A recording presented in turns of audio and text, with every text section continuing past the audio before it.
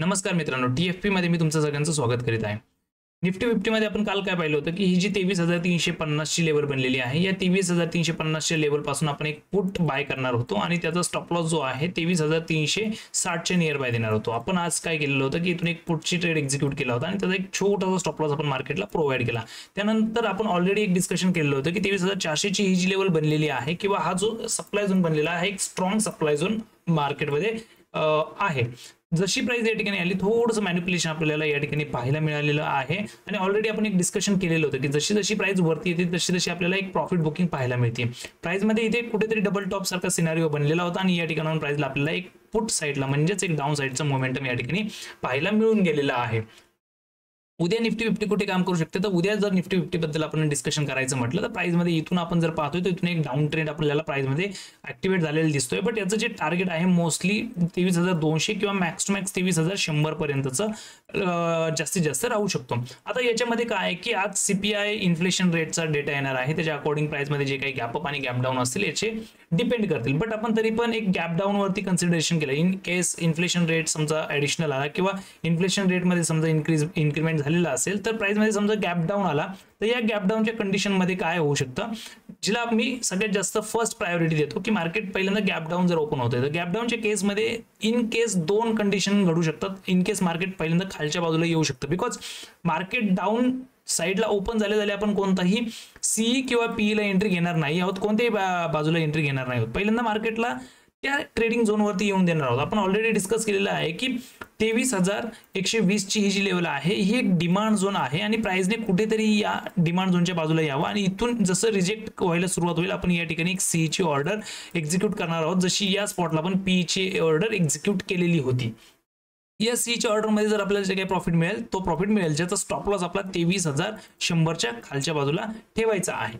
Second thing, जर market gap down open होऊन market जर वरती चालायला लागलं तर वरती मार्केटला मी 23,400 च्या या लेवल पर्यंत मॅक्स टू मॅक्स बघतो, कारण 23,400 पासून एक सप्लाय झोन क्रिएट झालेला आहे, एक सेलरचा झोन क्रिएट झालेला आहे जो होता 23,350 आणि परवाच्या दिवशी 23,300 या लेवलला या सप्लाय झोन सेलर्स काम करत होते. उद्याच्याला सेलर्स लोक 23,400 च्या नियर बाय काम करताना दिसतील आणि 23,400 पासून प्राइसला खालच्या बाजूला आणण्याचा प्रयत्न करू शकतात. यामध्ये आपल्याला एक गोष्ट समजून घ्यायची आहे बघा, जर पूर्ण आठवडा आपण पूर्ण वीक जर याच्यामध्ये बघितला तर या वीक मध्ये काय झालेलं आहे की या ठिकाणी CE सेलर बसलेले आहेत, या ठिकाणी पण CE च्या सेलर्सच्या एंट्री झालेल्या आहे, या ठिकाणी पण CE सेलर्सचे एक्झिट ऑर्डर एक्झिक्यूट झालेले आहे आणि या ठिकाणी पण CE सेलर्सच्या ऑर्डर्स एक्झिक्यूट झालेल्या आहेत. त्यांच्या अगेन्स्ट या ठिकाणी PE सेलर बसलेले आहेत, या ठिकाणी पण PE सेलर्स आहेत, या ठिकाणी पण PE सेलर्स आहेत.